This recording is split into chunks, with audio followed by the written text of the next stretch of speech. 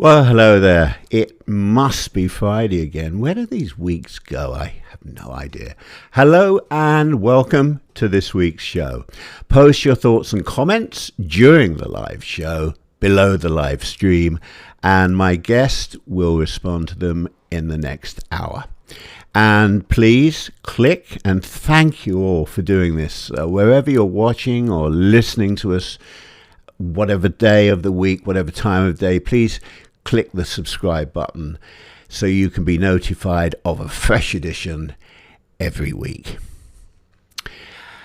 Now, although today's show isn't about sport, I thought I'd share a few facts with you, given my guest's passion for cricket and my adopted hometown here in Philadelphia, which has some pertinence to what I'm going to say. Cricket is the world's second most popular spectator sport after football or soccer. The first report of a cricket match in North America was in 1751 in New York City, but the greatest American cricketer, as far as I can see, was a man from right here in Philadelphia. His name was J. Barton King, one of the fastest bowlers of his generation. And when Fitzgerald's team from England toured North America back in 1872, they played a match against Philadelphia over 3 days at the Germantown Cricket Club in Philly. It's a lovely little place, that. And the sport remained, remarkably enough, very popular in this city right until the outbreak of World War I. I would argue that regardless of your national sport, whether cricket or baseball, nothing reminds you of summer more than the sound of the commentator's voice coming from the radio or the internet while you relax and enjoy the pitch or the field spread across your mental landscape.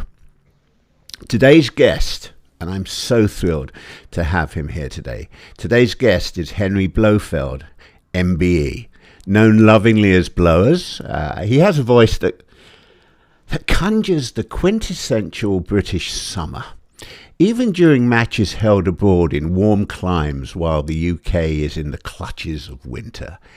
Henry Blofeld is a British national treasure, and to quote Cricket Country, a publication called Cricket Country, quote, "Seldom has a commentator enjoyed such universal popularity. Blofeld's mellow voice is well known around the cricketing world, and his quaint idiosyncrasies and perpetual delight at describing scenes at the stadium and beyond, with little or no connection to the game, have bestowed on him legendary status." Henry's in our remote green room at the moment, and before I bring him out and chat, for those of you who are meeting him today for the first time, here are a few moments from Henry's final commentary, the very final commentary before he retired on the 9th of September 2017, along with a glimpse of something quite remarkable which was afforded him at the world's most prestigious cricket ground on this planet. Let's roll the tape. Back with you in a couple of minutes. Here we go. Everyone has said to me, what should I do as a last word? I've got no last word because handing over to the next commentator has always been an adventure for me. As Chase bowls again, it's a lovely looking drive and it's gone through for 4 runs. That really was a pearler of a stroke to end. If that was the last shot I describe, it was a pretty good one. Wesley driving Chase through the covers for 4. Beautiful stroke. Takes him to 27, total 87 for 1, the unlucky number in some parts of the world, 13 short of 100, goodness me. And tough as one more ball to go. Yes, mate. This is going to be my last ball, like you say. It's exciting. Doing something dramatic is going to happen. Here's old Chase is coming in now after the wicket he bowls. Oh, and it's a sweep, yes, but it's dear old Gabriel. Oh, it had to be Gabriel, didn't it? How marvellous. 1 run to Wesley, he's 28. It's 88 for 1.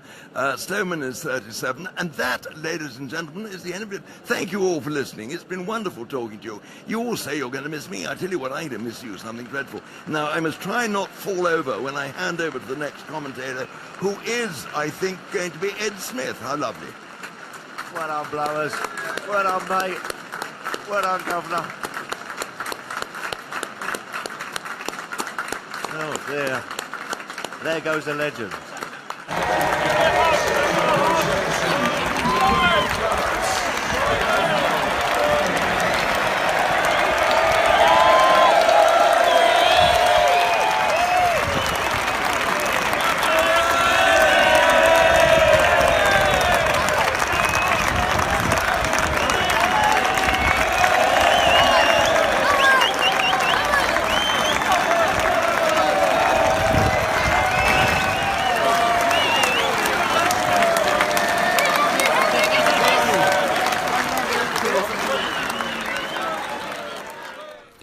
I am pleased, delighted, and gobsmacked, I can't think of any other words, to welcome for the very first time to this broadcast the great Henry Blofeld. Hello, Henry. My dear thing, Phil, it's lovely to be with you. That must have been, Henry, or Blowers, a surreal moment for you, probably one of the most surreal moments of your life. Do you know something extraordinary? It was, but I didn't know it was going to happen, obviously not. I thought I was going down from the commentary point with two others to help with the prize giving at the other end of the ground on the field at the end of the match. And then suddenly I found myself being drawn in. Jonathan Agnew, who was with one of the two people with me, said, "We're going round the ground." And I said, "Why don't we go across, because there's no cricket, it's quicker." He said, "The ground staff don't want us to," and I accepted that. We started off three of us, and after 5 or 6 yards, I was in the lead, and 30,000 people stood and cheered. And a lady came up to me very soon and said, would I marry her? And I said, "Well, it's a lovely thought, but in this country that we take rather a dim view of bigamy." And that seemed to satisfy her. It only went like that. And I went round, I got to the other end of the ground by the pavilion.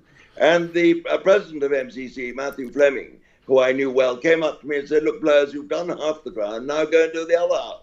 So it went on, I suppose, in all for a good 20 minutes. And it was extraordinary. I felt slightly embarrassed almost though I shouldn't be doing it. And I kept waving my arms and smiling and shaking people by the hand. And it wasn't really until almost later that night, when I was a long way from Lord's, that the enormity of it all really sank in. And after that, I went back to the business area in front of the pavilion. And Joe Root, the England captain, asked me to go into the England changing room to drink a glass of champagne with them. And it was like a dream, and it all happened. And suddenly I found myself back in the commentary box, having to do one final broadcast, because everyone else had gone home. And I was left there. But I hadn't drunk too much champagne, so it was all right. Oh, that was good. Then I picked up my briefcase and walked in a rather forlorn way out of Lord's for the last time as a commentator.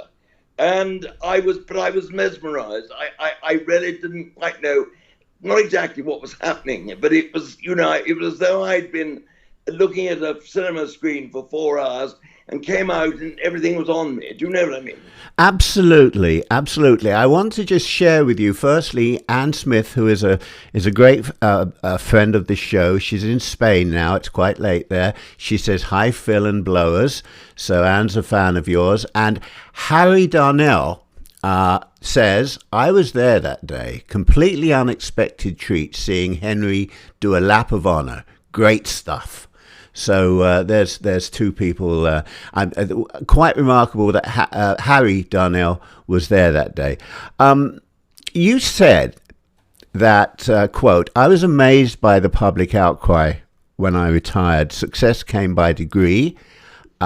Did I know how loved I was by listeners? I don't think I had any clue. I am still discovering it. It is amazing, really, that I have just done a sellout tour of 40 theatre shows. It feels lovely. Surely, Blowers, you had an inkling of the love the British public had for you. You must have done." I think probably if I ever sat down and thought of it, I would have said yes, but I don't think quite the love that was revealed itself after I retired. I was getting on with it all the time. My life was extremely busy. I never used to sit back and think, God, and pat my chest. I'm not one for doing that, thinking, aren't I marvelous? I just got on with it. And I know people knew who I was. I mean, I'd go into a shop and open my mouth and then give myself away. And people would say, come and sign your name. But I really didn't think I was perhaps quite as popular as I was. And since I've retired now, even now, 3 years on, I go into shops, I go to petrol stations to fill the car, I go everywhere, open my mouth, and it all comes to me. And I'm beginning to realize that I was quite popular, but I really, at the time, I not only didn't perhaps realize it, I don't think there was any way I thought about it. And I think that is probably the most important thing. And you have so many affectionate monikers. I mean, you have the Blofeld, which is a wonderful name. Then people know you as Blowers. I've seen Blowfly. I think I heard you say Blowjob, but I mustn't say that. I said that actually on the air, quite by mistake. And it was awful. I didn't know what I'd said. The whole box. This was in 2015. The whole box absolutely fell about, and I thought I just said blowers. And in fact, I said blowjob, and I didn't know. And everyone completely broke up. And when I came off the air, our assistant producer said, Blowers, I think you ought to listen to this. I said, no, I know exactly what I said. He said, what did you say? And I said, I happened to say the Duckworth-Lewis method and Blowers. And he said, I think you ought to listen. And I then heard myself say, the Duckworth-Lewis method and blowjob. And I mean, left me down with a feather. I had no idea where it came from, except I remember I was once at school. My nickname was Blowjob, and I don't know what my subconscious was doing at that moment. It was obviously gone on the run. I remember when we first met, or maybe it was the second time we met. We shared the same agent in London at that time. I was doing a lot of television in my former life. Even though I lived here, I was doing a lot of television talking about wine. And you and I were on a show competing. You beat me, called Ready, Set, Cook. Or Ready, Steady, Cook. Ready, Steady, Cook. With Ainsley Harriott. And we got into trouble together once, and you got into trouble twice. I don't know if you remember what happened at that show. I remember what I said at the end when he at the start. He came up to me. You were introduced to start with, and you talked to him for a while. Then, when I had a question, he came up to me at the end of it and said, "Now," he said, "Henry, may I call you Blowers?" And I said, "Yes, my dear, I think, of course you can, but only on one understanding." And he said, "What's that?" I said that I can call you Anus. Well, you see, I spelled, his name was Ainsley Harriott, and I spelled Anus, A-I-N-E-R-S. Well, of course, all the world would have spelled it A-N-U-S. But with sickening lack of humor, they cut it out. So he never saw the Actually, Henry, what happened was the producer, because it was recorded, said, cut, and she reprimanded you. But it was the second time we were reprimanded because we were told, you and I both, I was the wine guru at the time, doing a lot of television and radio, both sides of the pond, and it was well known that you enjoyed imbibing, and we were both warned, because of our reputations, that there was no drinking in the green room on this show. And we showed up, and I remember you said to me, "I've got the corkscrew. Did you bring the wine?" And I said yes. And we somehow had some wine before the show, but we did get caught. So we got reprimanded twice. Twice for you and once for me on that show. They tore both my stripes off. Yes, I got the equivalent of being. I was almost defrocked, wasn't I? You were indeed. You were indeed. I have to just put this photograph on because we both have a photograph, or the same photograph. There we are. I am looking quite thin, more hair, and you are looking extraordinarily fit. And there's Ainsley. I don't know who the two chefs are, but that was a wonderful day. That was a glorious day. Phil Vickery was one of them, wasn't he? That's right. Yes. Yeah. I can't remember the other one. I had Phil Vickery, he was in my corner, and we Well, booked together. And you had another, and I got his name somewhere, but I can't remember. well, it was the one that I had that made us lose. I did a spectacular job, and we should have won. But he was just a cook, a chef. He let us down. You won. I hated you for that. You beat me. I know. It was horrible. I've never forgotten it. I keep on going around when people say, well, I say, how do you do? I'm the chap who beat Phil Silverstone on That's Ready, right. Steady, Cook, you see. That's right. Well, let's move on from Ready, Steady, Cook. And I remember hearing a story about several mega famous rock stars meeting Her Majesty the Queen at Buckingham Palace. And she asked one of them, and what do you do? What is it you do? And he said, well, Your Majesty, my name is Eric Clapton. I play the guitar. Now, when you met the Queen, I have to assume that not only did she know what you do, Blowers, but she was a fan of yours. Any accuracy there? Well, her husband, Prince Philip, listened to cricket. The Queen knew me, actually, because living in Norfolk, they have a house in Sandringham in Norfolk. And the sort of when they were here, my family was sort of occasionally used to go over to Sandringham and, socially to see them. And then, and she was also aware, because when I was, 17, I had a terrible accident. I bicycled under a bus in my last term at Eton.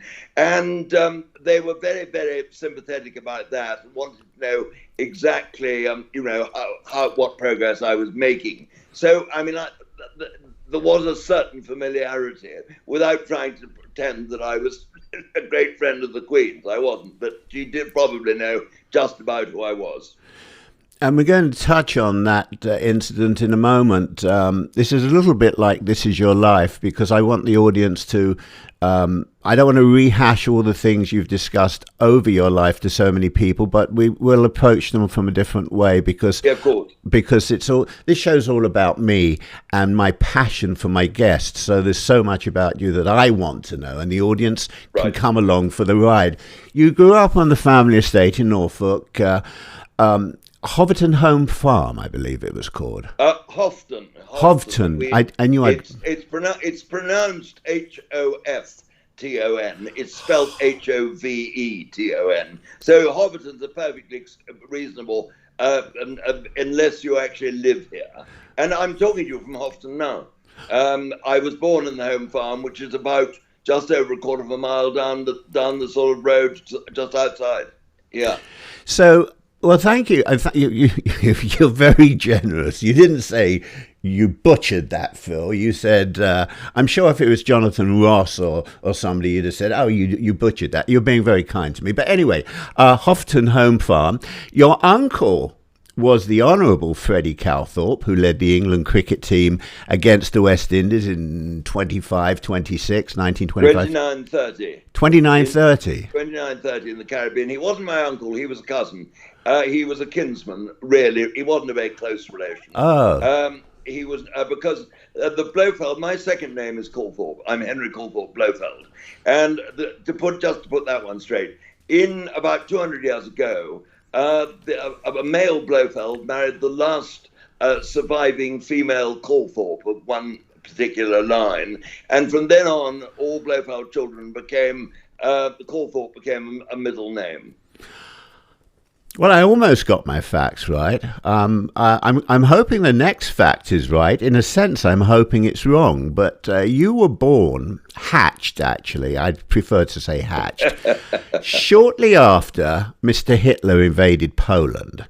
And during an air raid, if my research is correct, during an air raid, your family rushed to the shelter but left something, one must assume, quite valuable behind. What was that, Henry? Well, this was absolutely right. Actually, I was born the day of petrol rationing came in. I don't know if there's a sort of a pun there. But no, this was about 2 or 3 years later when there were a lot of aerodromes, fighter aerodromes in Norfolk. And so they were very much targets for the Luftwaffe, the German bombers. And though the siren went off one day, and I was in my pram on the lawn in front of the house, and the entire family went scurrying off to the rather. I mean, it wasn't a very good air raid shelter, but it was. I mean, it was above ground and just rather dark and smelly.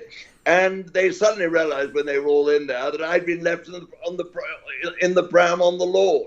And so, rather shamefacedly, two of them went scurrying off to get me. But I was left as a sacrifice for Hitler, but he didn't take it up. Well, we're all very fortunate for that. Let me just tell Harry Darnell that we will get to I will share your questions with Henry as we progress in this conversation, because we will get to a part where that's very relevant.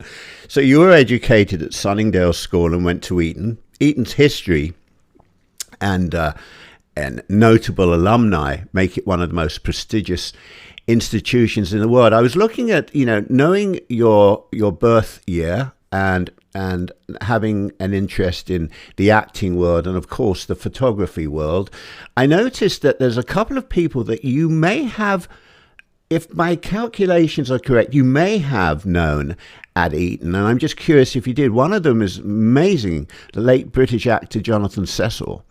And the amazing photographer whose work I absolutely adore, he's still with us, Derry Moore. Did either of those two? Jonathan Cecil I knew, certainly, and he was a pretty well an exact contemporary of mine.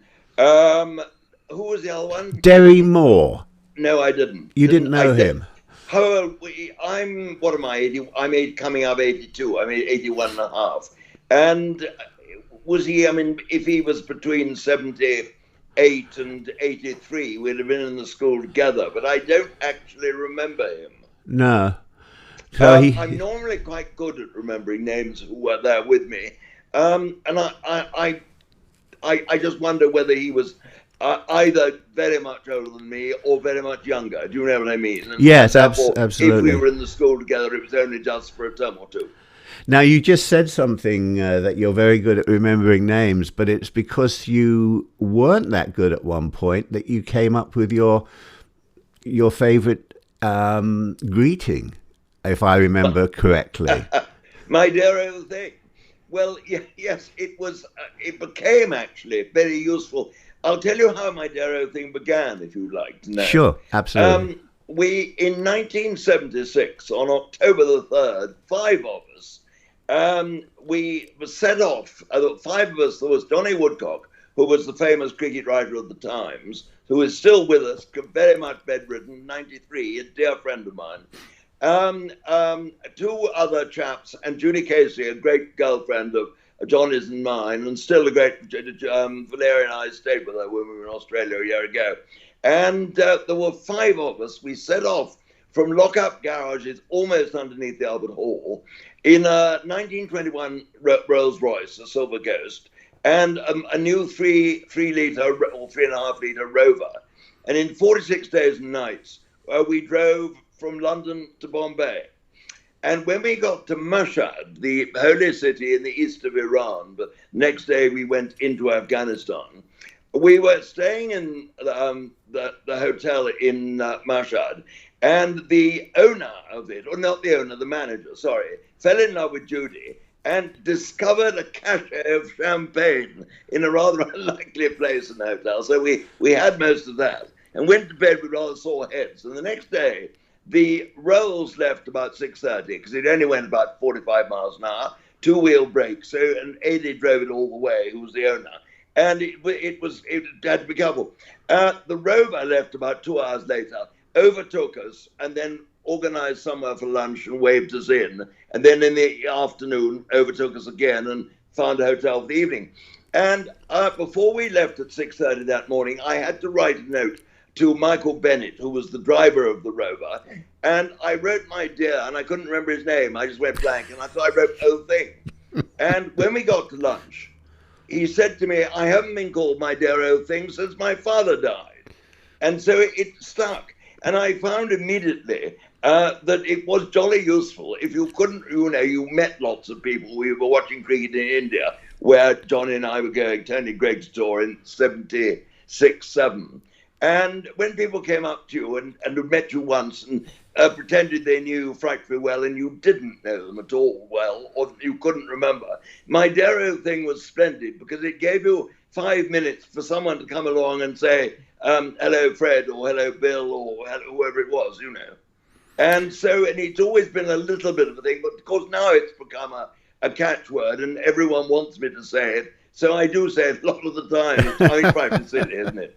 It's wonderful. It's wonderful because it's something that gets you noticed, and it's not a bad thing to have something fun have you noticed.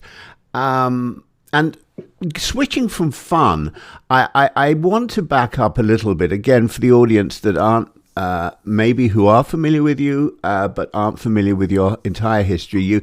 You were Anne is such a fan of yours. What a wonderful raconteur Henry is. I could listen to him for hours. You may well do, Anne. We're not sure yet. But anyway, it depends I'm how sure much... I could listen to her for hours, but I'm not She's lovely. Anne is lovely, Lois. Well, she's I know. lovely. She has to be. You were a serious cricketer in your younger days, and you were on track for a promising career in the sport you adored. And you were going up to King's College, Cambridge, and everything was rosy for you. But on your way to cricket training in Eton, you were hit by a bus. It was a near fatal accident. From what I can see, your skull was broken, your cheekbone was squashed, your jaw suffered multiple fractures. You regained consciousness after 28 days and managed to complete the last few days at Eton. And your life, Henry, changed so dramatically at that point. It must have been as if the earth opened up and swallowed you into it. Let me correct you on one thing. You were very unfair on the bus. The bus didn't hit me. I hit the bus because I went across the road without looking left or right or anything and went bang into it. So it was entirely my fault. Were you on a bicycle? Yes, I was. And it's bad odds at bus against a bicycle, and I lost easily. But you know, the funny thing was that I was taken off to hospital, obviously, and I was unconscious for 4 weeks or whatever it was. But when I came round, all I wanted to do was get back and get on with life. And so it didn't occur to me for a very long time that I was going to be in any worse situation than I was beforehand. I mean, I thought I would return to life as I left it.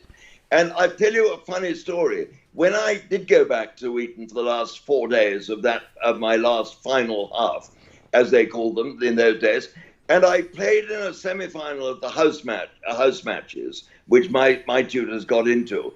And I went out to bat, and a fast bowler, Edward Scott, a great friend of mine, bowled me a short ball. Now, for those of you a lot of your listeners won't understand the terminology, but when I say I was a great hooker, I don't mean what they probably think I mean. There's a stroke in cricket called a hook, which if the ball is short, you dispatch it over there to leg four, one hopes. And I tried to do this, and I had plenty of time to see it, and I was utterly unable to signal from here to my feet. And I was absolutely stuck in concrete. And it was at that moment that I realized that this was an entirely different ballgame, not just cricket, but life. And my father probably got it wrong. It was very easy to be wise after the event, like anything. So I don't certainly hold it against him. But I think I ought to have had a year off. I went up to Cambridge that autumn, and I really wasn't a very sensible. I was wrong. I mean, I wasn't right. I had brain bruising, and that can take 10 years to wear out, and which is just about what it did, looking back on it. And the sad thing was I went up, and I was very then insecure. The reason, having been frightfully secure, and the reason was that the only thing I'd ever been any good at, which had made me rather secure, was cricket. And suddenly it had been taken completely away from me. And so I had to fend for my life. I went up at the age of 18. Almost everyone who'd been up at that time, national service still existed. So they left school, did 2 years in the Army, Navy, or Air Force, or whatever. And so went up, and so were 2 years older than me anyway. And I was hesitant. I was unsure of myself, and I didn't make anything like the best out of Cambridge. One of my big regrets, I find when I'm getting older, I have many regrets looking back at my early life particularly, was that I did waste Cambridge. I read history, which I should never have done. I should have read English, all those books I should have read that I missed. However, I had great fun. I met lots of lovely people, and I played cricket for Cambridge under Ted Dexter, who went on to captain England, and I did get a rather bad cricket blue. And for those who don't know what a cricket blue is, I played cricket for Cambridge University in 1959 against Oxford University at Lord's. And so, in a way, I got sent down after 2 years for failing my exams, but you can say in a way that getting a cricket blue was the only degree I needed in view of what I did eventually. Yes. Well, just again, carrying on for that, I heard you say something to Piers Morgan when he was still doing Good Morning Britain, which he's left this week, and you were one of the people that he was most civil to and in awe of. So he's a good friend of mine, actually, Piers. I've never necessarily agree with everything he says, but he, as a hail fellow, well met. He's always been a very good friend, very loyal to me. Well, everyone's entitled to their opinion, and that's the job he did, and I suppose he has to accept the repercussions of that, which will lead us to something else in a minute. But anyway, after your accident, I mean, the world was your oyster, really and truly. Everything was going well for you, nice background, good future ahead of you, the accident. But that, to me, Henry, seems, from what I have read and known about you over the years, this seems to have resonated throughout your life, because you told Piers Morgan on Good Morning Britain, and maybe I misinterpreted this, he asked you something and you responded, "I don't do yesterday, I do tomorrow." And I believe that, for me, that means that since the accident, you can't look at the past or what might be today. You have to always look at what's going to happen tomorrow, because you never know what's going to happen today. Would you say that is a fair description of what the accident, or definition rather, of what the accident did to you mentally, as far as not taking anything for granted and always just doing tomorrow? I think I've, in a funny way, answered that. I said that when I came to, all I wanted to do was get on with life. And I have never, I think the most unrewarding thing in the world is to look backwards, to job backwards. I never felt sorry for myself after that accident. Okay, it changed my life. I'm probably rather grateful. I don't think I'd have ever ended up in the press box and the commentary box. So I rather bless the bus. But, when I walked away from cricket 3.5 years ago and retired because of my eyes, principally, which have got bad, people said, "Don't you miss it?" I said, "No, I don't. Because I don't let myself, I don't ever deal with yesterday. That's all over now. I'm now going on to the next thing. I spend an awful lot of time in the theatre when COVID isn't around. I mean, I spend 100 nights a year in the theatre doing one-man shows and indeed some two-man shows. And I love it, and it's great fun. I write books. I think I've written 20 or 21 books, and so I've just finished one this last week, in fact. And it's a cricket book, actually, this one. But it was great fun, and I enjoyed doing it. I've got a huge number of different things. I do an awful lot of afternoon speaking. I do a few commercials. I'm pulled in for certain broadcasts on the BBC and other stations. I do television things. You know, life is very, very busy. And I've been very frustrated, in fact, this last year, because I practically haven't done a job of work at all. And I've been like a sort of bear banging my head against the wall. And my poor wife's had a terrible time trying to put a rope around me and haul me in. You know, I mean, I've been frantic. But the great thing is I've managed to refine my great desire and joy from reading books. I've read a huge number. And I understand, if my research is correct, and I'm questioning it now, but I think you've been reading, one of the books was about the lascivious lives of the Mountbattens, if I'm not mistaken. Can I tell you something? I've got that. Peter Allen, who is a famous journalist who works out of Paris, you may know him, who was a great, great friend of mine. We were both, funnily enough, working for Piers Morgan.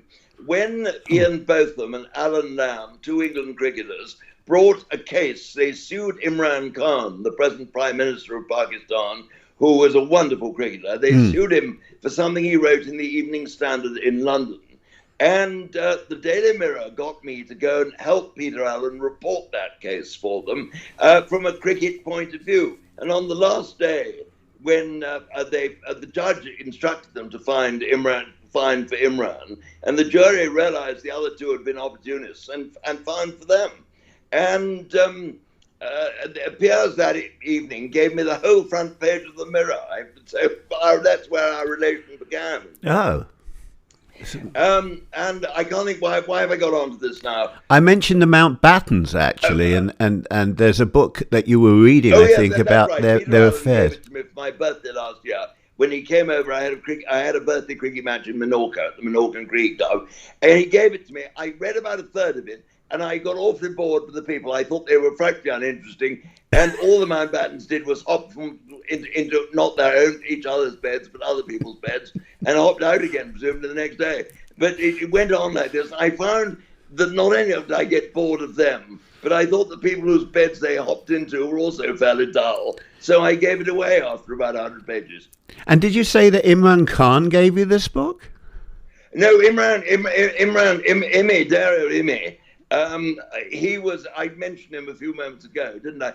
Imran was, in fact, had written something in the Evening Standard. No, I know. I thought you meant, because the sound faded for a minute, and I thought you had said he'd given you that book, and I was shocked that he. Peter Allen gave it.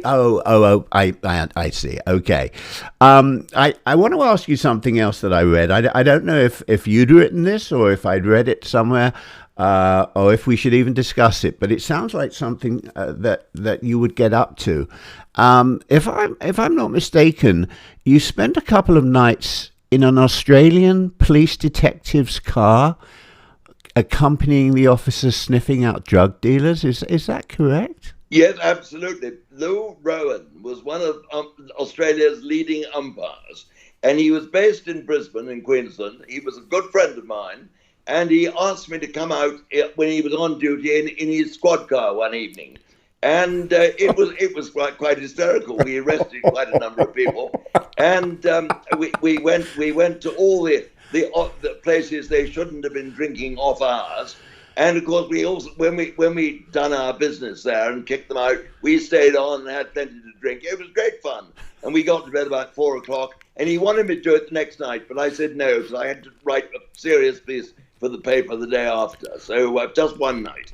But it was a great experience. You are one of these people.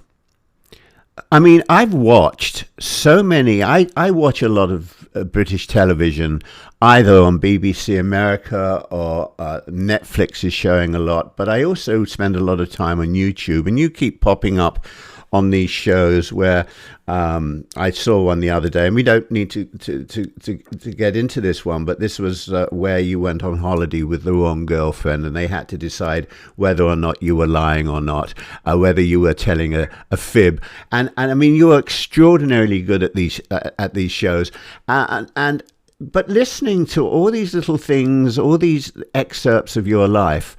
I don't know why, but you remind me of a character in or maybe even the main character in the Billy Bunter books. I mean, there's nothing that you wouldn't get up to mischievously. And I always think of you saying, "No, sir, it wasn't me, sir, that ate the strawberry cake," or something like that, you know? The trouble was with me, they always knew it was me, because it could never have been anyone else. Oh, I always got, in the old days, I mean, when I was at school, I was always bending over and getting 6 of the best, you know.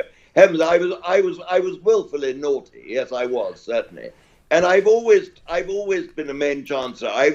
If I've seen half a chance, I've always thought, well, let's go for it. What fun. It doesn't really matter if you don't win, but let's try. And I've always done that.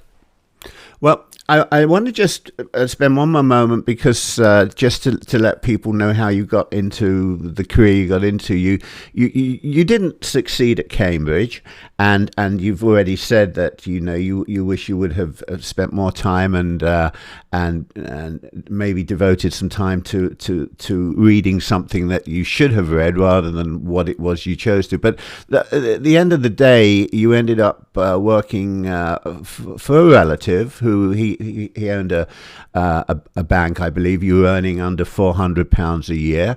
You loathed the job, which is understandable knowing you now. And by 1963, cutting a very long story short, you were covering cricket for the Times and football for the... 1 year earlier, 62, May 62. I'm nearly getting my facts right this week. I'm completely off the wicket this week. I don't know what's wrong with... It gives me great joy putting you right, fellow thing. Don't worry. Oh, good. Don't worry. No, it was 62 that it actually happened, and so by a great lot of curious chances, the Times of London took me on as a freelance. Can you believe it? No. Well, yes, I can. In my life, I've never written a word for anyone.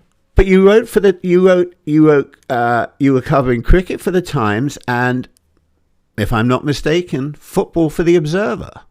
Well, I did a little bit of football. It started with schools football, and then it became sort of the lower division, the third division north against the third division south, sort of Norwich City against Hull or Hull or whatever it was, And yes, it was great fun, and I did that for about 10 years. I worked for the Times, then the Guardian, and I became a sort of holiday relief and became more involved in cricket. Then I started to go on cricket tours as a journalist, 63-4 to India in 1963, 1964. Right. And when I got within 20 minutes of playing in a test match for England, because they only had 10 fit men, but sadly the vice-captain, Mickey Stewart, got out of bed having heard the news on the wireless and got to the ground just in time to take his place in the side. And my patriotism didn't extend to being 12th man. So, but it was one of those near misses, which was rather fun.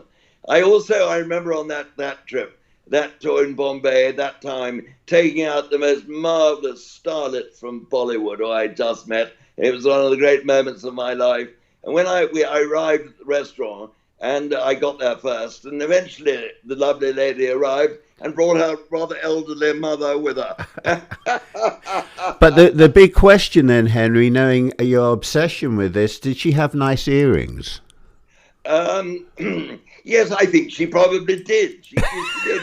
She had everything was so nice. I couldn't really differentiate.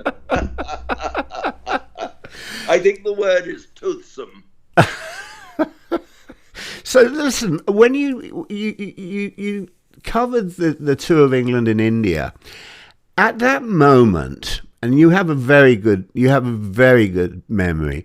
At that moment, do you remember how you felt about having worked at this horrible job you didn't enjoy, and now you're actually really back into cricket, not playing, but back into cricket?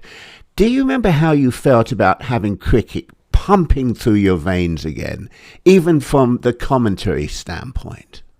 Well, yes, the commentary didn't come along until 1972. It was 10 years later. I was going on tours by then anyway. Yes, I do. But again, I never really looked back at the city. I loathed it. And but I just was glad not to have been there. But I was so enjoying the present that all I wanted to do was to attack the present and make sure that the future was going to be right. Really doing what I always have said, dealing with tomorrow rather than yesterday. Anne is probably having a chuckle here. She says, not many people can get the better of your research skills, Phil. Henry has certainly lived life to the full and has had so much fun doing it. Fabulous. Yes, Anne, Henry is getting my I'll have to fire my researcher. Good night. Anyway, by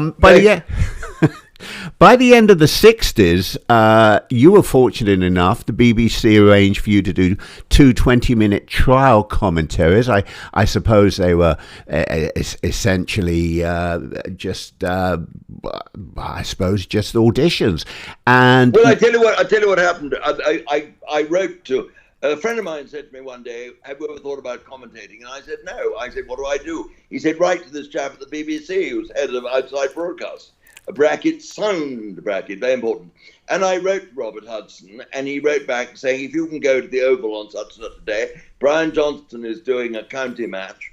When he's not actually working, we want you to record 2 20-minute spells. You'll have a scorer there for you, and it will be recorded down the line in Broadcasting House. I did it. I thought it was absolutely ghastly. But when I went and listened, I had to go. I loathed listening to myself, and I remember I had to go around and listen to it with this very highfalutin chap. And at the end of it, to my amazement, he said, "We've added your name to the list of BBC cricket commentators." He then did say there won't be many opportunities, but I didn't listen to that. And in fact, it was 3.5 years before the telephone rang. So I had a bit of a wait before I actually got out there and did my first proper broadcast. That came along in 72.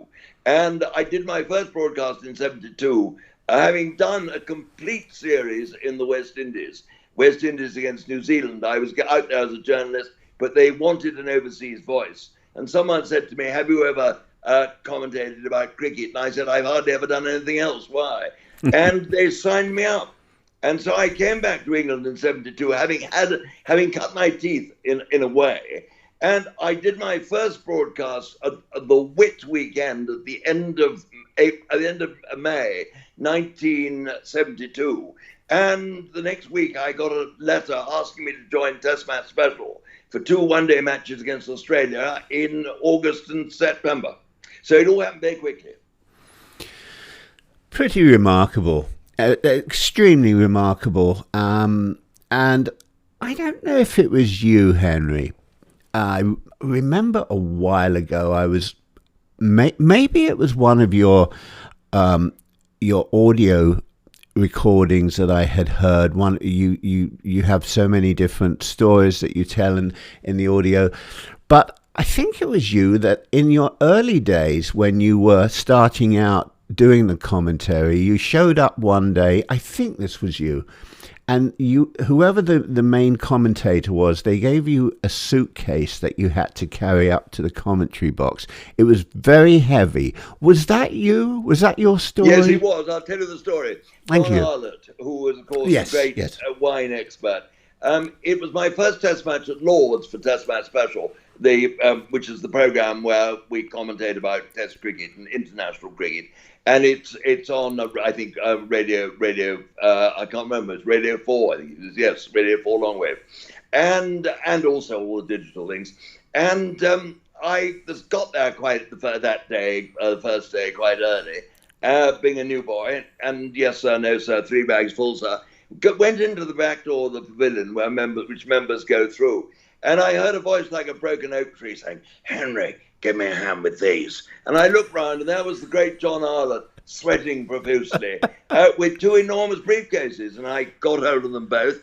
And we then had to, he paid a quick visit to Maisie, who ran the long room bar, and he had, if you can believe it, 3 quadruple brandies, which went down very quickly. I refused the invitation of a quadruple brandy because I thought I really couldn't start doing that at noon. I hardly got out of bed. And then I staggered up 4 flights of stairs with these very heavy things and got to the commentary box with Arlott. He was there, and I put them down on a green baize table.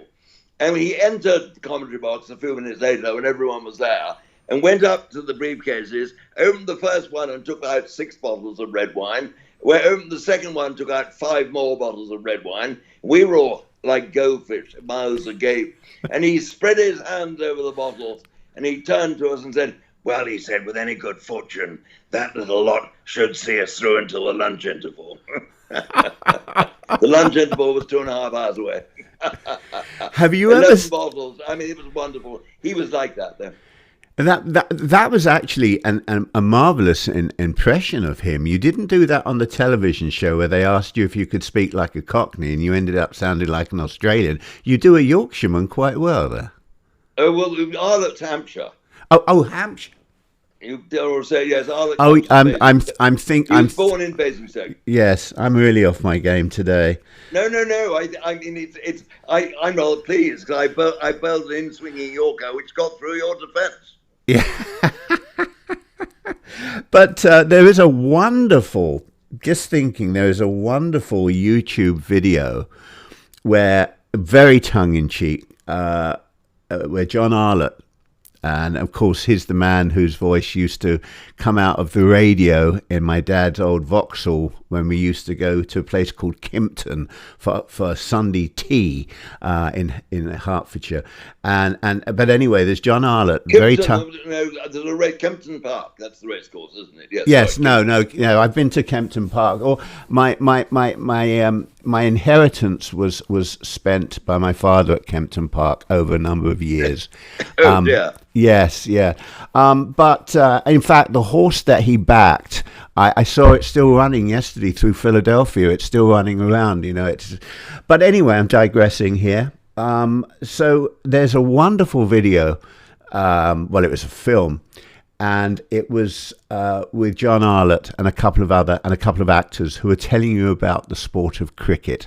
And you must have seen it. It's on YouTube, and he's explaining the sport of cricket very, very, but in John Arlott's own inimitable way, with that voice of his, and very sarcastic in some respects, but he was so lovable, wasn't he? I mean, from the fan standpoint, he just had this gift of being able to reach to people the same way that you have. Arlott was amazing. He was a great friend of mine, attraction of the opposites. He hated the establishment.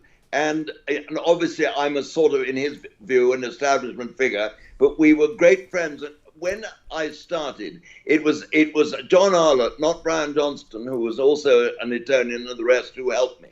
Brian John didn't help me as much as Arlott. But I remember my first ever test match, which was much more frightening than the one-day games I did in 72. My first test match was at Manchester, Old Trafford, in 74. And England were playing in a weak Indian side. And I remember after the end of the first day, a tiny wooden box, after some rickety wooden stairs, high above the scoreboard. And I came down, and at the bottom, Arlott was waiting for me, put his arm around my shoulder, and he said, "Henry, that was very good," he said, "but tell you what are you doing tonight? I think we better have dinner together." He said, "We'll only drink 3 bottles." And we had dinner together. And he did this for the first 10 years of my life. By suggestion, he said, "Very good, but if you did it this way, you might get that across as well. Do you see what I'm saying?" And it was done that way rather than "you did that wrong, you ought to have said this." And I've never forgotten Arlo. I had a great, great, great fondness and affection for him. And also, he gave me some jolly good wine too. We mustn't forget that. No, that you mentioned when I was listening to your presentation, and it sounded like I don't know, he must have been making a lot of money at the BBC, or he was given some good discounts. You're known, Henry, and loved for your descriptions of the sights in front of the commentary box. And let's face it, cricket isn't a constantly active sport. There are lulls in it. It takes 5 years for one game to be played. I mean, it's a 5 days. Now, I was wondering if you'd pick me up on that. To me, it always felt like I shouldn't say this. I told you I grew up on Abbey Road, just across from what became the Beatles studio, and walking distance, of course, to Lord's. That my father. But you didn't walk it very often. No. No. Well, I was very young. I could have walked it, but no, I didn't. I didn't walk that way. I don't walk that way now, but that's another story. Let me get back to this. So you're known. You have to fill these spaces, these interludes, and you soliloquize.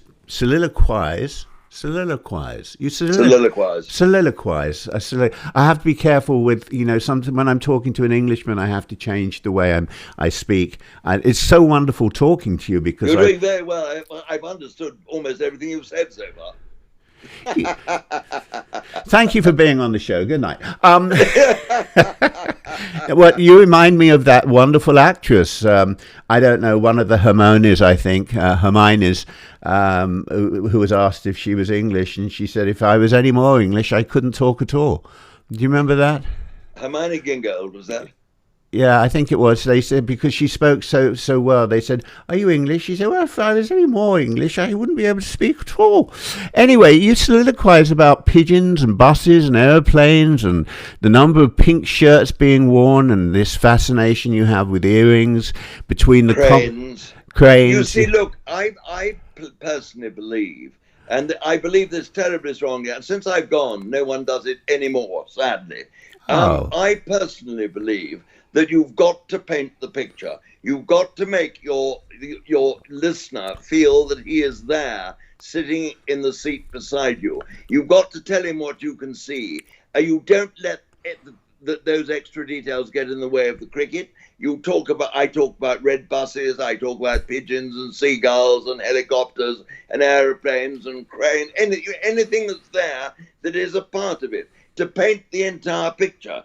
A picture, look, if you have a look at a picture of horses, you look mostly at the horses on the grass. But if it wasn't for the grass under their feet, the trees at the side, the sky above, the mount, and then the frame, it wouldn't be a composite picture. And you want to try and show your listener, to give them a composite picture, I believe.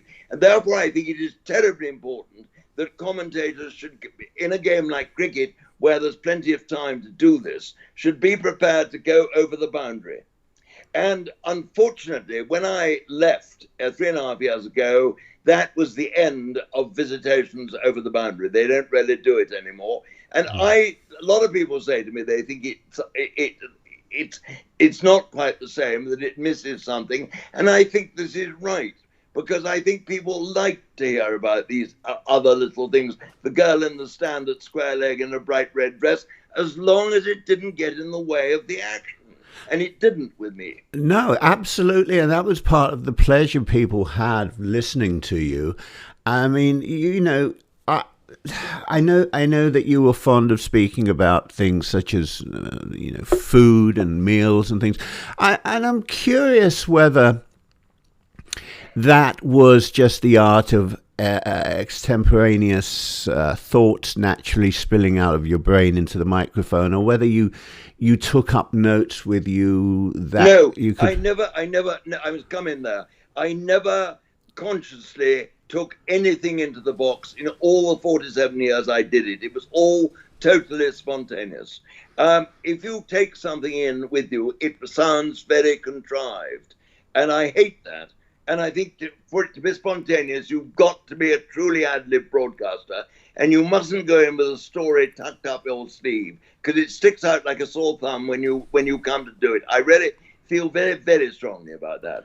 And I think it's fair to say that in all the years I did this, I never took anything in thinking I'm going to say this, or this is a joke that will make people laugh. I never did that.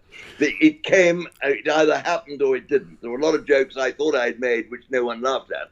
But if you see what I mean, I never... Absolutely. I mean, what you have there is you had two gifts. You had the gifts of appreciating passionately and being able to share the commentary of a sport that everyone who listened to you was enjoying. But you also had the gift of being to just speak naturally off the cuff, to fill the void that people also enjoyed, and it must have been enjoyable for you, because you're having a conversation essentially like I am here with a microphone, forgetting that there are all these thousands and thousands of people who are enjoying everything you're saying. Which leads me to a question, and I think I know the answer. Can I actually say one thing before we go on? I think too, another thing is that one of the reasons I again talk about this, I think every human situation, be it a game, be it anything that is a reasonably serious occupation, is a reflection of life, of society at any one time. And I think it's terribly important to realize that cricket is just a game and is fairly insignificant in the full scheme of things. But there is this whole structure of life going on around it.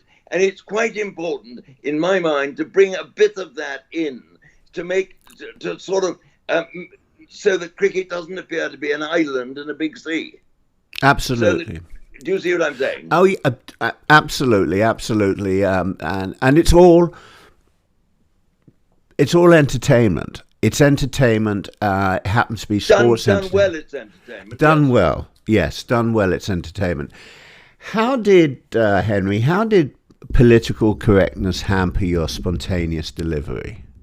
I never worried. I was fairly politically incorrect. I think I never swore on air. I did one or two little things on air. Well, puns with the gameplay with the ball and all the rest of it. You can get into double entendre. Yes. But I never said anything really bad. I actually did cause a little bit of an upset with a thing which I wouldn't want to repeat again, because it was done entirely by mistake, and I was thinking I got it wrong because it was anyway, it was done at Leeds, and no, I'm not going into that, otherwise we get into a whole can of worms. But no, it never worried me. I mean, I was never likely to say anything too bad. I mean, I got away with blowjob. After all, we were talking about blowjob earlier on. And I'm a great believer, Phil, that of course there are certain things you mustn't say. But I believe there are a lot of things that some people mustn't say. It's not what you say, it's how you say them. And I think there's the inference, the inflection, and everything else. And I mean, the BBC took the view that when I said blowjob, I did it in such a way it couldn't possibly have been an intended thing, which it wasn't. And I mean, there was no problem about that. I was never hauled in front of a board. And funnily enough, I tell you what was strange. There wasn't one letter or one telephone call complaining that I'd used the word blowjob. And isn't that interesting? Because you would have thought, knowing what people are like and the antis, there would have been millions. Switchboards would have been jammed all over the place, but they weren't. Well, nobody knew what you were talking about. They weren't as educated as they are now about such things. You mean all my commentary? No one's known a word what I'm talking about. Yeah, you can switch off now. I was thinking. While I was preparing to meet you today, to see you again today, your diction and style, demeanour is synonymous with England when the world was young, as Peter O'Toole used to say, and that's an expression I love. When the world was young, you are for me, synonymous with that England.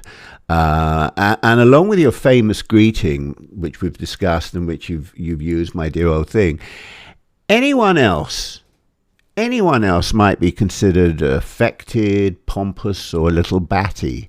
But in your case, Henry, it's an endearing quality reflecting who you are, and it fits you like a bespoke suit from Savile Row. And it doesn't seem in any way out of place or forced. It's all natural. Well, you're rather backing me up when I say it's not so much what you say as how you say it, isn't it? I mean, how you use, my dear old thing, the inflection in your voice, it's clearly with me, at least I say clearly. I like to think it's not in any way patronizing, or I'm not in any way being pretentious.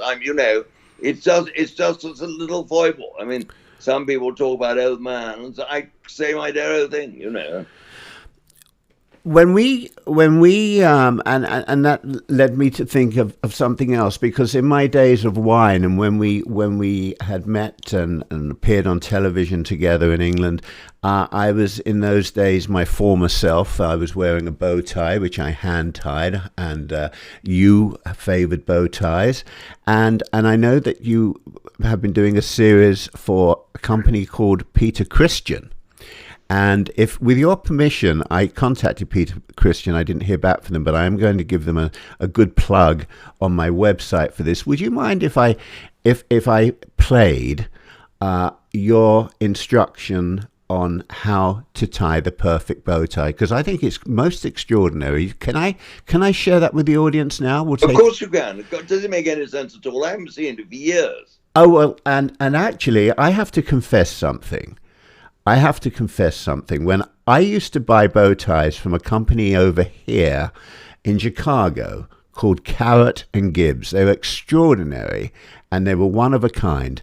And they had buttons on the back so that you could, you would just make it long or short. Yes, but I used to actually cheat. I did tie my own bow ties, but I tied them on my knee, unbuttoned them, and then buttoned them behind me. But ladies and gentlemen, this, if you ever wondered, this is how you tie a bow tie from the man who knows how to do it. This is going to be about 90 seconds. We'll be back in a second with Henry Blofeld. It is a gentleman's duty to tie a proper Peter Christian bow tie correctly. Some would have you believe it's tougher than a Rubik's Cube. Stuff and nonsense. It's ridiculously easy. Just watch this.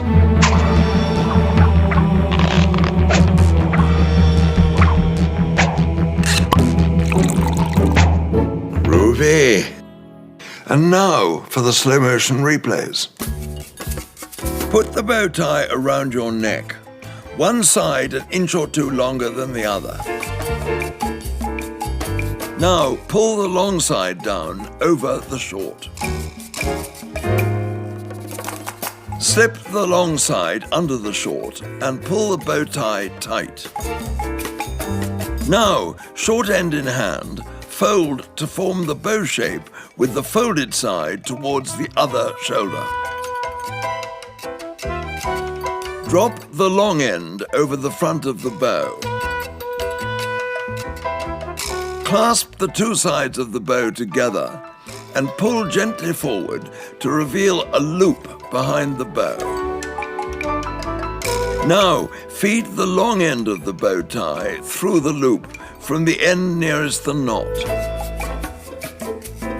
Pull the ends back and forth to tidy up until you have your bold and elegant bow tie. Oh, a pigeon! How lovely!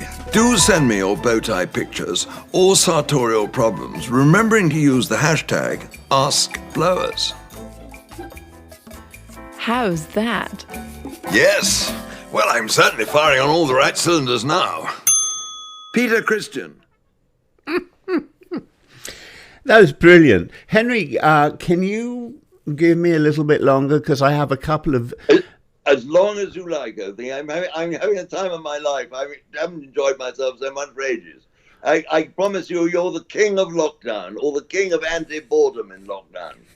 Do you hear that, Anne? Do you hear that, Anne?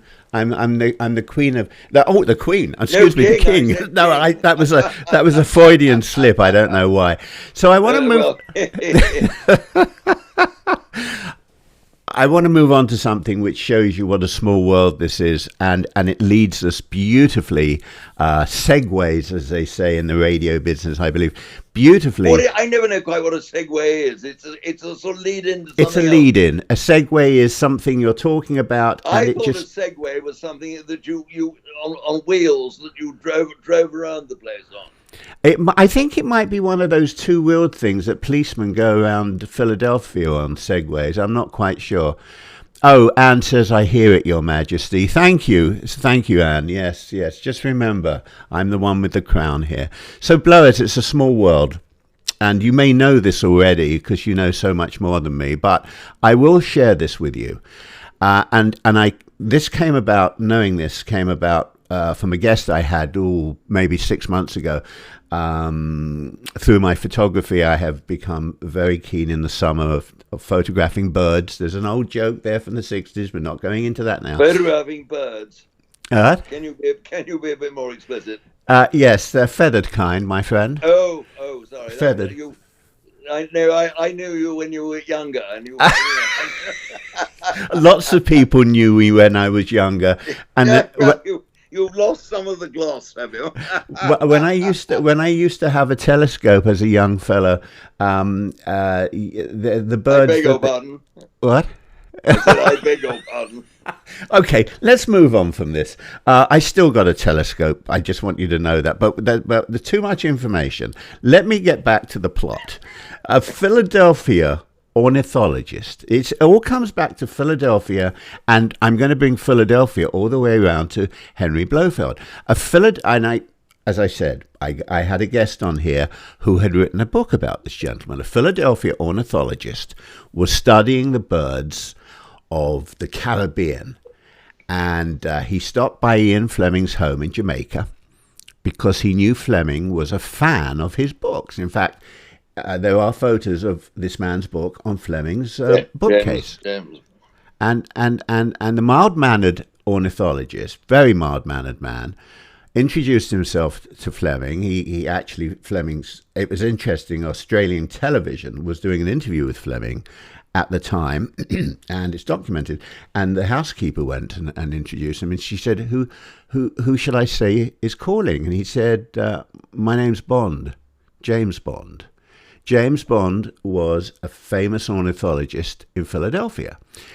And he said to Ian Fleming, I believe you used my name in a couple of your books. And anyway, they each autographed the other one's books. Bond didn't want any money or anything. He just thought it was a good wheeze, you know. But Bond wasn't the only person whose name was pinched by Fleming. Your father, Thomas Robert Calthorpe Blofeld, was at Eton with Fleming. You met Fleming on a couple of occasions, especially during your first honeymoon, where you were serenaded on the piano by Noel Coward. I'd like you to share your Fleming and Coward story with our audience and how your surname became part of 007's culture. Well, my father, in fact, was a friend of Ian's. They were at school, but their ages were so different. I don't think they were in the school together. I think my papa was 5 or 6 years older than Ian. And they met because Peter Fleming, who was Ian Fleming's older brother and also wrote many books, a very, very good writer too, married Celia Johnson, the film actress, in Noel Coward's Close encounter, brief encounter.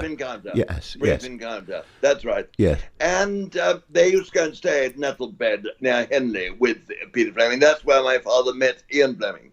And he produced Ernst Stavro Blofeld in Thunderball, which was published in 1961. And there was an exchange of letters between Ian and my father, which are quite playful, and I think my brother still has them, or they're still in the family house, I think. And I met Ian because I became a member of a club in St. James's Street, Poodles, which is a sort of gentleman's club. My father shoehorned me in when I was 19 or 20. And Ian Fleming had just become a member. I mean, he was obviously much older than me. But I went into the bar the first time and by myself and found myself telling a couple of rather amusing stories. And when I went in again, this chap came up to me who seemed vaguely familiar, introduced himself as Ian Fleming and said, "Have you any more good stories?" And I had, and I told him one. He laughed. And we never met outside the club. And he knew that I was going off to Jamaica, to the Jamaica Inn in Ochiris for my honeymoon. And he lived at Goldeneye in Oricabessa, just relatively speaking, round the corner. And when we got there, there was an invitation from him to come to lunch 2 days' time. And we said, rang up next day and said yes. And a car was sent round, and we went and met him. We stood outside. I remember standing outside the front door. It was rather a ramshackle house. He'd built it himself. It was rather a mess on the sort of cliff, and it wasn't really the best. It's lovely now. It's a sort of wedding centre. Anyway, before lunch, he said to me, "I don't think I ever told you how Ernst Stavro came into being, did I?" I said, "No, you didn't." And I said, "I didn't like to ask." He said, "Well, I was having dinner at home one night, which I don't often do. And after dinner, I started to write a book that was ultimately published as Thunderball. And I wanted early on that evening a name of a baddie. And I couldn't think of one. And he said, I went to bed and I was scratching my head, which isn't always the best way of getting to sleep.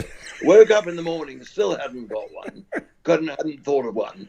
And at 11 o'clock, I got a taxi and went to Boodles and went into the morning room, settled into a leather armchair, having picked up the membership list, and looked through it to see for an evil name. And he said, when I got to the B's, I was gobsmacked by a phalanx of three Blofelds, who were my brother, my father, and myself.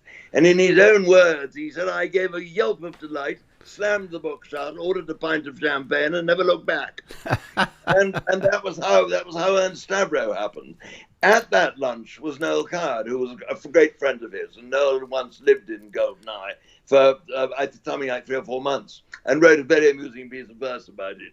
And anyway, at the end of lunch, which was about 6 in the evening, Noel, I was quite close to Noel. He said, "My dear boy, I'm so enchanted to have met you, beautiful lady bride." He said, "I hope you'll do me the great privilege and honour of coming to my little house in Port Maria for dinner one night." And we said, "Absolutely." He said, "Don't worry about getting in touch." He said, "We've got better things to do than worry about a dirty old man like me." He said, "I will be in touch." And he rang up the next morning. And I was sitting on this huge double bed in the principal suite, which we'd been given by some very kind Americans as a wedding present. And the telephone went, and I picked up and said hello, and a voice said, "Can I speak to Henry Blofeld, please?" And I said, speaking, he said, "This is Noel Coward." He said, "I don't know if you remember, but we met at Ian Fleming's place for lunch yesterday." It wasn't a bad throwaway line, really, was it? And anyway, we went off to dinner. He sent a car, and Lynn Fontaine was there. And after dinner, and one or two other friends of his, he pushed the chair back. I remember it well. He'd squeak on the wooden floor in the dining room, the only room of any size. He'd built this house for one, called Firefly Hill, 1 bedroom, one tiny. And the Bechstein Grand, which he composed his music on, was in the dining room. And he had his cigarette holder on the ash. And he put the cigarette holder down on a gold ashtray on the body of the Bechstein Grand. And when the smoke curled up rather beguilingly, sat at the keyboard, played and sang Mad Dogs and Englishmen, Don't Put Your Daughter on the Stage, Mrs. Worthington, and the Stately Homes of England. And it doesn't get much better than that, does it? I am so envious and so jealous. And I can't imagine the expression that would have come across my face, etched across my face, if I would have experienced that. Gobsmacked is a good word to describe it. And I can just visualize. I can't imagine him calling up and saying, telling you who he is and saying, "We met yesterday." I mean, like nobody would know who he is. I know. Well, marvelous, wasn't it? Yes. Don't put your daughter on the stage, Mrs. Worthington. Oh gosh, yeah. There were so many great. The struggle's pretty tough. And admitting the fact she's burning to act, that isn't quite enough. It's a loud voice, and though it's not exactly flat, she'll need a little more than that to earn a living wage upon the stage. On my knees, Mrs. Worthington. No more buts, Mrs. Worthington. Nuts, Mrs. Worthington. Don't put your daughter on the stage. Hey, somewhere here, I don't have it here. I have an applause button. I should have pressed that. The closest I could come to that, and it doesn't come anywhere close to it, but I just remember how ecstatic I was. I had the good fortune of spending the day in Philadelphia with a man by the name of Pierre Salinger, who had been John F. Kennedy's press secretary. He always had a Cuban cigar in his mouth, and I left his Cuban cigar in my car for many months because of that. And we had lunch because we were doing an event at the Ritz-Carlton in Philadelphia, and we had a wonderful lunch together. He was also a wonderful storyteller, telling me about Jack Kennedy, and then of course Robert Kennedy, who he also worked with right up until the time of his assassination. And he was a great wine lover as well. And we'd had a good lunch. He had a big cigar in his mouth. You were allowed to smoke in hotels then. And as we were walking across the Ritz-Carlton, there was this grand piano in the hall, in the reception area. And he just sat down at it and started playing. He was a classical pianist when he was 5 years old, and started playing with his Cuban cigar. And it was magic. It was magic. John F. Kennedy's press secretary playing just a wonderful piano concerto with a Cuban cigar. That for me was a magic moment. But I could not imagine the magic of the moment that you just shared with us. Aren't we? I mean, I can understand your magic moment there very well. I mean, aren't we lucky to have done it? I mean, terrific to have had these moments. And when you think of the people, someone who lived, came and stayed endlessly, just 3 miles away from where I am now, at the end of the war, and he used to come and shoot my father, was David Niven. And he was a great friend of the family.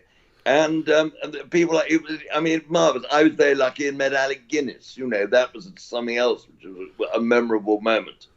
And not the least of my memorable friends was a good friend of mine was John le Carre, who was a master at Eton for a short time when I was there. And I always used to tell him I was his one notable failure in life, because he tried to teach me German and failed completely. He failed by an innings, if you see what I mean. Did you ever? But he was very nice. He was amusing. He was very serious in some ways.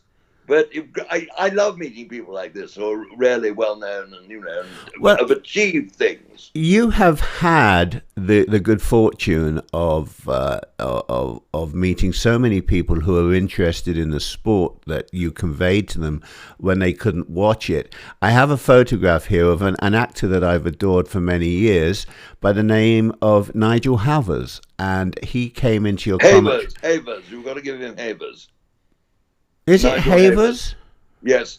His father, Michael Havers, was my brother John was a High Court judge, and yes. Michael Havers was head of John's chambers when John became a barrister. And so I know Michael became Lord Chancellor under John Major, and so he was quite a powerful figure in the legal world and in the political world, and I know Nigel as well. And yes, so he is Havers. Well, as I was saying, I'm going to show a photograph of you and Nigel Havers, in the commentary box. There he is, good-looking man. I hate him. I hate him. He's so good. Look at that. He's not better looking than you or I, isn't he? He's better looking than. I tell you what. His looks have given him quite a success ratio in his life too. He was in a wonderful series, actually, with 3 other men in there. I think they were turning 40 or 50, and I can't remember what it was called, but they got up to lots of naughty things with young women, and I can't remember what that show was called, but I like him, despite the fact that I'm hoping he's losing his looks now, Henry. I'm really hoping. Well, funny enough, I saw him the other day, and he's not really. He's looking a bit, yes, he's looking older, but he is looking quite cadaverous, And I think the ladies of a certain age, and one or two, the younger ones were active. I don't say fancying him, but they were certainly regarding him as being on the credited side. If you know what I mean? Well, I don't want to go on about him too much because people will start thinking I'm fancying him. But he is good looking. Of all the people, I wasn't going up this path, but since you brought it up. Of all the people who you have met, even whether in the commentary box or whether just in life, is there one particular person maybe who we haven't discussed who you were in awe of? Maybe there's somebody that for a moment you may have been speechless because you were in their presence. I don't know speeches. I was greatly respected and loved Ben Travers, whom I knew, the Aldwych farces, who died at the age of, I don't think he quite made 100, or he may just have made 100 and then died. But he used to come and visit us in the box. Anyone who I really was in awe of. Goodness me. Well, I think I was in Noel Coward. I think I was in awe of too. We got to know him, my first wife and I. When he came to England, he always used to ring up, and we used to see him for about 5 or 6, 7 or 8 years. Used to see quite a lot of him, and he was always extremely friendly and very welcoming. But I think one always felt one was very much in a royal presence almost. One would walk quite gingerly and didn't try to be too clever. Yeah. I'm just trying. It's all to say this, and I can't think. Well, maybe I almost should say the one cricketer I was completely in awe of, or no, two cricketers. One was Don Bradman, whom I knew and reasonably well. But the greatest cricketer of all was Gary Sobers. And I always feel, I mean, Gary is a friend of mine, but I always feel that when I see him, I always feel I should bow low or curtsy, maybe. I don't know. Yeah, and, yeah. I mean, I always tell Gary this. I shall, in the middle of the night, I shall wake up, Phil, and think of three people I am in awe of. But the fact that I'm not in awe, or don't think that the fact that I'm not in awe means I'm being frightfully blasé and all the rest. I just can't think of any. It's rather like when people suddenly come at you and say, tell me a funny story. You can't think of any funny story in the world. Well, the next time somebody asks you that question, you can say Philip Silverstone. I will. I have to share a few questions with you now. I don't know if Harry is still with us, but Harry and Anne have asked questions. Let me start with Anne's. Did Henry enjoy recording the Real Marigold Hotel series? Yes, very much. It was very interesting. It was hard work. We were in India for 3.5 weeks, and we really did work hard. And we did about 4 or 5 different engagements a day, and it was quite tough, but it was great fun. And we had with us, we had Britt Eklund, we had Dame Sandra Rhodes, the fashion lady. We had Barbara Dixon, the Scottish singer. We had Paul Chuckle, an English comic. John Altman, who was in EastEnders. Susie Blake, who's a Shakespearean actress. Duncan Bannatyne, who used to Dragon's Den. He's made millions of pounds running with health centres. He's founded. He got a huge company. He's got about 150 big health centres all over the UK. Oh yeah, we had great fun, and we all got on reasonably well. I mean, I think that's always the fun of it, trying to work everyone else out. I think we all had. Probably everyone felt, or 1 or 2 people, that you would let go past the off stump, if you see what I mean. Yes. But we did our best not to make that apparent when we were out there. And I see a number of the people I was out there with again, quite frequently, and talk to them on the telephone. It was great fun, and I hope very much, when all this ends, that I shall be asked to do it again. With that, Anne, Anne really enjoyed that. Well, and she got her answer. Now, Harry Darnell asked you 2 questions. I'm going to put them together.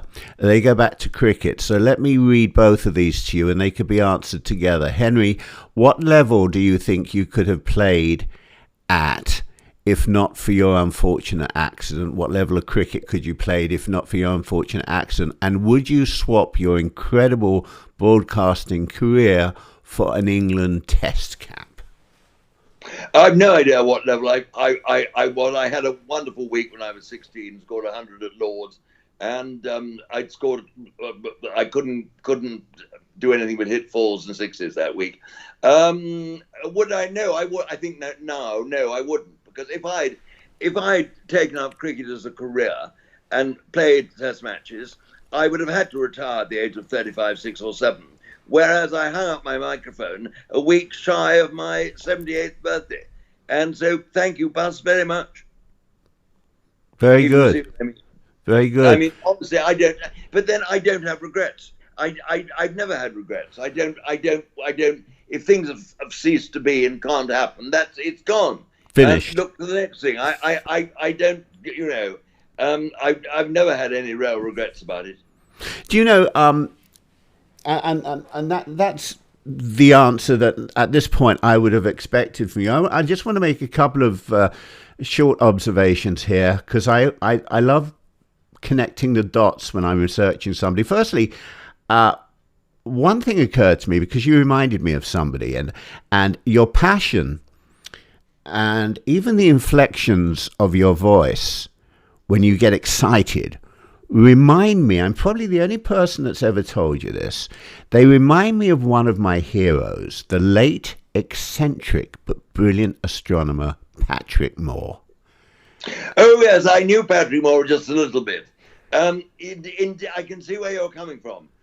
He was great. He got really bound up in it, didn't he? And when he got really excited, yes, it was as though he was a big kettle that had come noisily to the boil, wasn't he? Yes. Do you remember? Yes. And I loved him, and he had that very resonant voice, didn't he? He had that voice. His hair. He was on Any Questions once. I always tell people this, but you probably saw it. He was on Any Questions once years ago, and they have politicians and all sorts of people. And somebody said, "I have a question for Patrick Moore. Do you think there's intelligent life in the universe?" And you know what Patrick Moore was like? He said, well, I have heard that there's intelligent life on a planet called Earth, but I've yet to have it proven to me. Very good, yes. Yeah, I'm not very good at impersonating, clearly, but that was...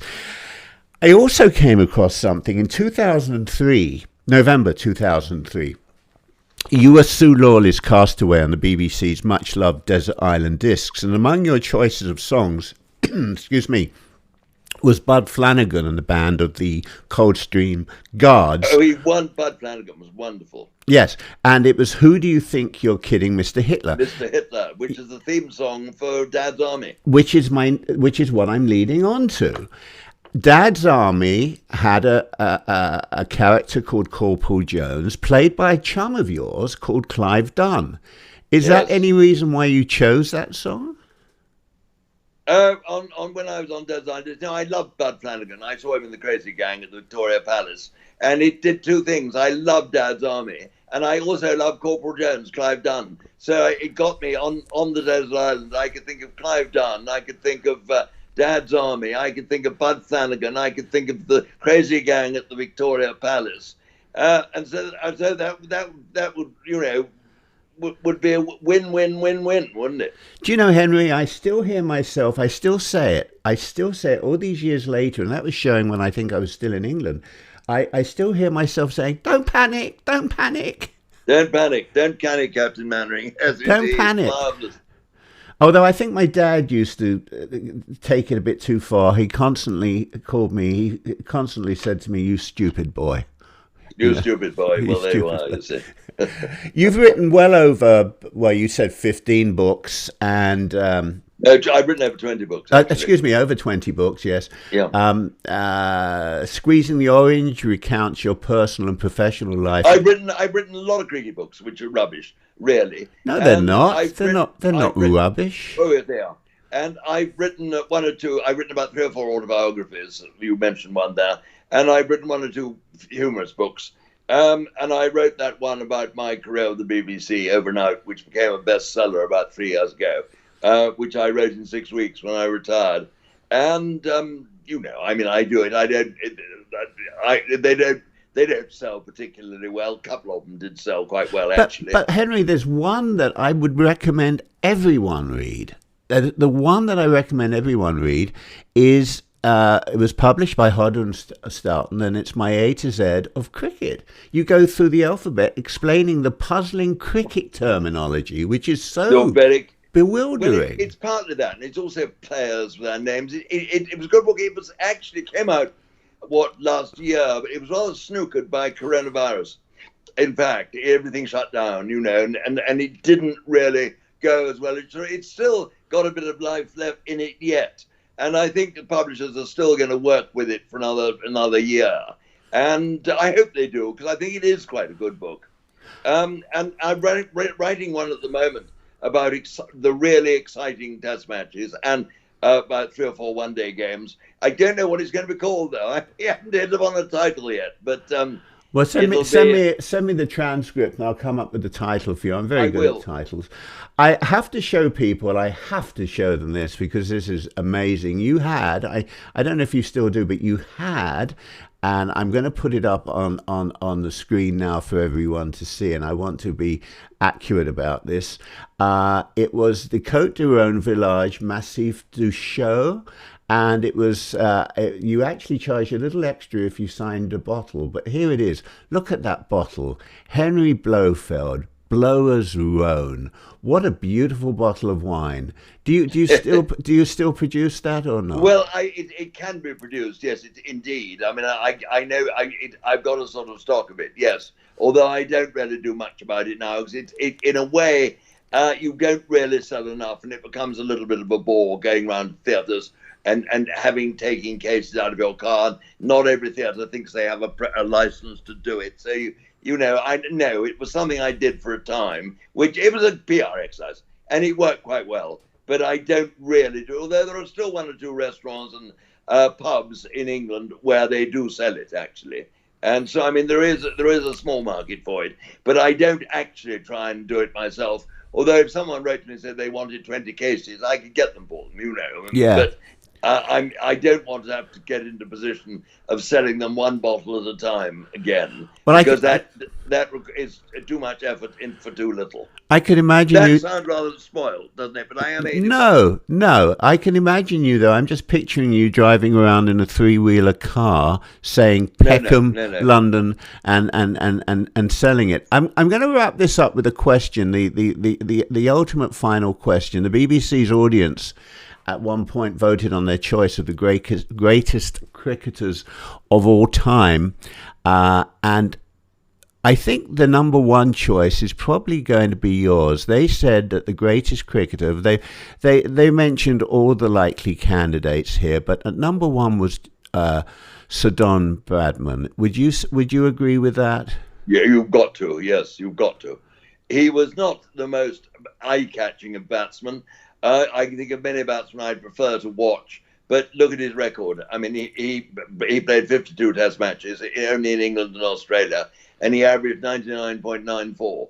And I mean, it was amazing per innings. That is, he was unbelievable. He is so far ahead of everything of records now. He's as far ahead of them now as he was then when he did it.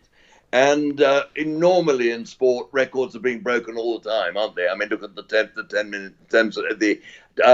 4-minute mile. I mean, it's now come down to goodness knows what, 3-minute 50 or whatever. Yes. But this is a record that stayed as far away from all comers as it was at the time, and I think therefore it's almost unique in sport.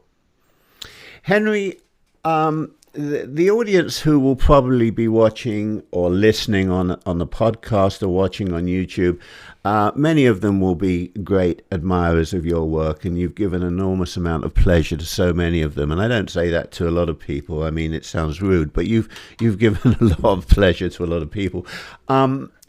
I would like to do something as a gift from them to you, and I'm not doing it. I'm asking them to do it. Is there a particular charity that you support? I would like people to repay all of the years of the pleasure you've given them by, in your name, donating to a charity. Yeah, my charity is Chance to Shine, which is a cricket charity founded by Mervyn King, who was governor of the Bank of England. And it's to make cricket a possible option for children in sink estates in cities in England. And it's been enormously successful. It's introduced thousands of children to cricket who would never have seen the game before. And because the playing fields are difficult, there are no playing fields. I mean, successive governments have shut them down. It's where I always, all charity I gets and goes there. I think it's marvelous because I've been to some of their functions. I've been to some of their sort of practices where these children come along. They absolutely love it. It's beautifully organized, and it's something that has done quite a lot to reduce crime in that sort of age group, which is lovely. Well, ladies and gentlemen, I will find the website. It will be linked. If you're watching us on YouTube, it is linked below here. As always, if you go to my website, thesilverstonecollection.com, you will see photographs we use on today's show, especially if you're listening to the podcast. Ladies and gentlemen, I want to remind you, and says thank you both. I've really enjoyed this evening, and it's been a privilege for me to have Henry here, and what an amazing, we've been talking for about an hour and 45 minutes. But I just want to let everybody know that to learn more about Henry Blofeld, Blowers, you're welcome, Pauline. Thank you for joining us today, and all of you, everyone who's joined us, and not only live, but all of you who are joining us as in the replay, the action replay. To learn more about Henry Blofeld, to read and see what he's up to, and to simply enjoy immersing yourself in his life or buying his books, and after lockdown, seeing him in person on his tour. Visit, and it's been on the screen. If you're watching this, it's been under his head. It says the website is there. It's been there the whole time. Henry Blofeld, BLOFELD.co.uk. But don't worry, it's going to be everywhere that you're listening and watching this, and always on my website. Everything's there that you need to know. Go and visit Henry, visit all his social media sites. He's an extraordinary man. This has been, for me, one of the most extraordinarily interesting interviews, Henry, that I've had in the many, many, many years that I've been on the wireless and the telly. And it's very late at night, London time, but we are turning the clocks back this weekend, I believe. We are. I think you are as well. I'm not sure. Yeah, well, quite soon, I think. Yeah, so I thought it was the weekend after this one. Maybe you're right. You can make up for this lost hour with me in an extended hour at some point. But Henry, thank you for It's been great fun. You've done it very well, and I've loved it. So, and I mean, let's do it again one day. It's great fun. I really have enjoyed it. Thank you, Henry. And ladies and gentlemen, and only one thing: when you next come to England, if you don't get in touch with me, I shall buy a bow and arrow and come and look for you. So there you are. Well, I have a large enough backside these days that you won't have any difficulty finding it. So no. Ladies and gentlemen, have a wonderful weekend. Have wherever you are, wash your hands, wear your masks. Even if you've had the shot, please be safe. Be a little bit cautious when you're out there, and be patient. We're going to be through this soon. And listen to this show again, watch it again, because you missed so much, I'm sure. But I love you all. I'll see you all next week. And until next week, mwah, bye-bye.